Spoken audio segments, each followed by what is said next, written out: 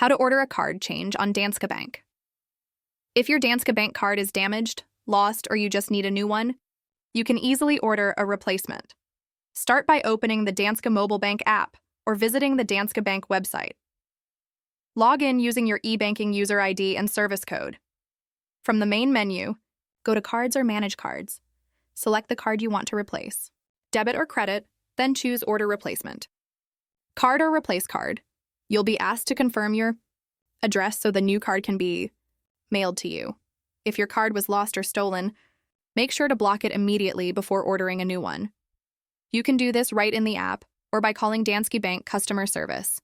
Once your request is submitted, your new card usually arrives within 5 to 7 working days.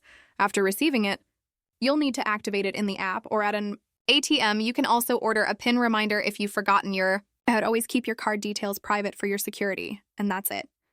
That's how you order a card change on Danske Bank. Easily. Thanks for watching.